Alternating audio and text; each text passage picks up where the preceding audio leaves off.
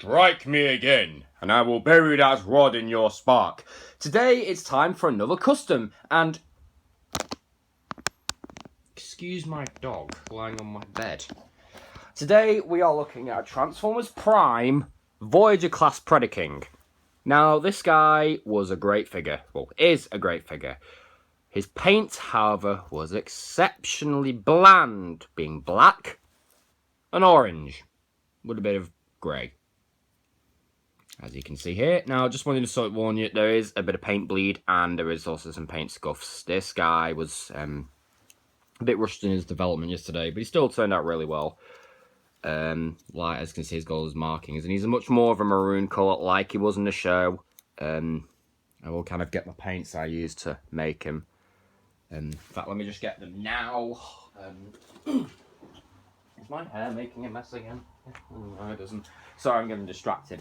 Okay, so for the wings, I used brass with 2 parts brass with a mixture of. Just give me a sec to get on with paints now. Sorry about this. I really should have done this earlier, I know, and I'm an idiot for not doing it earlier. God, I got so much junk in this bag. Bloody hell. Right, I used. Where's my yellow? There it is. I used a mixture of 2 parts brass to 1 part yellow to 1 part white. The silver is that silver. The maroon is an interesting one. It is 2 parts dark brown to a 1 part corn red, and it kind of gives it a nice maroon colour. The gunmetal was lead belcher. I think we're going to have to get used to that one because that one's become quite prominent in these customs. A bit of squig orange, as you can see by some of these, tendrils here, and black, which is running out tremendously. Also, I did use yellow for the eyes and the highlighted details. So let's get into it.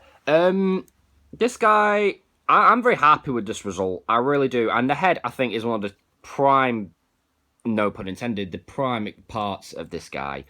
All those bits painted look so good. If I just zoom in, oh, it's already zoomed in, as you can see. It's all very nicely done.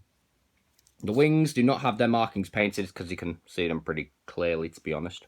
I should have painted them in, really. I may do it later on, I don't know. The back is a leg, so, we'll get to that in a moment. It does still have the markings on there.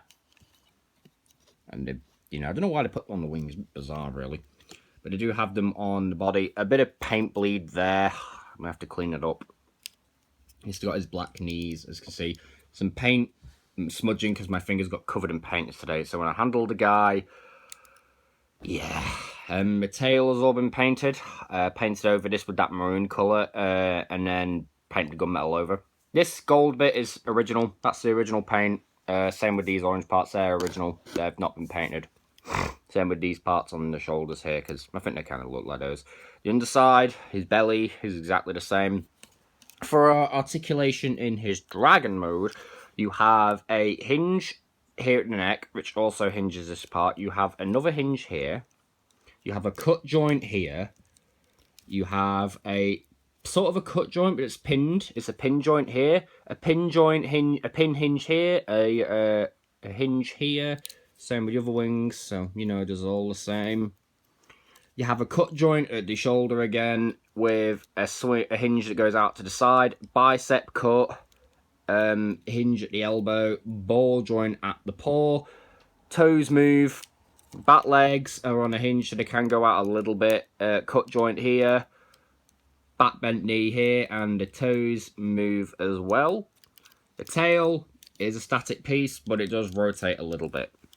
Okay, so now we're going to get on and transform this guy. Just give me a sec to adjust my position. As you can see, I'll just give you a nice look around him. He is pretty cool. His royal mode is a shining star. So what you're going to do, first of all, is take the arms, and we're going to straighten them out completely. But first, take these and flip these up here. Bend these out, straighten the hands out like that, and then put them and turn them. So it's pretty easy, really. You just hinge them. Just straighten the arms out. Pull this out first, because these will block that from getting out. So, you know. Then what you want to do is take the wings and just get them out of the way here. It's good to be on these hinges, really. And then take this section here, fold out the feet, grab and pull. It's kind of like a bicycle transformation. Then take this, turn it all the way around, repeat the same with the other, and now we'll work on the legs. So take this here, turn this around. This part needs to fold like all the way around there. And then this tab here will go into a little slot right there. This kind of fills up the back of the leg. Like that. And then just turn it and make sure it's facing this way. So get that out of the way. Get this, get that out of the way. Repeat the same with the other leg, but you do not have to turn this because the foot is facing this way. So all you have to do is fold this back and then fill it in there. And I like the way that works. I think that's some pretty clever engineering. And since the leg is already the right way, we don't need to turn it. Next, rotate the waist like that. God, my arms are killing me. Start to straighten everything out. Get the wings and get them out the way. Again, take the arms, just move them out of the way. Next, we're going to come to the chest. We're going to open it up. But then what we're going to do is turn the dragon head around. And it does sometimes like to come out of alignment. Take it and push it all the way down so that the mouth is kind of aligned like that. And then we're going to slide the whole section in, revealing the head. Make sure this tab goes there. So there's a little peg there with a tab. Click that into place. Take this. If you have it all right and the waist lined up, these will fit in and those will fit in like that. You can remove this if you want to. Then take the wings, get them out of the way. Just straighten everything out. Maybe bend the elbows a little bit. And here you go. This, as you can see, I think is where the figure really shines. I mean, look at that chest. That chest. And the head as well. I think this guy was pretty fun to paint. Oh god, sorry, my shoulders are killing me today. I've only just got out of bed, really. Let me just close this box up. My NECA Gypsy Danger box. Let me just put the camera on something a bit more elevated. So, as you can see, he's pretty well painted. There is a bit of slop in some areas. Again, I'm not an expert at painting. Also, some of these colours were taken directly off the concept art, so, you know. But most of the colours, such as the maroon and the way the head's painted, were taken off the CGI version. And in my opinion, I think this guy, just like Darkling with Megatron with the eyes, I think this guy really pops. He can hold his sword, albeit rather badly. Although he seems to be wanting to hold it today, but he will drop it every now and then. So, you know, he can hold a sword. And that, I'm sorry, but that's just too small for Predaking here. That is far too small. This guy is a king of the Predacons. You need something bigger. I mean, have you seen some people's customs where they make the tail articulated and then it solidifies into a larger sword? Ooh. Again, I try to refrain from modding these guys because my mods don't always work.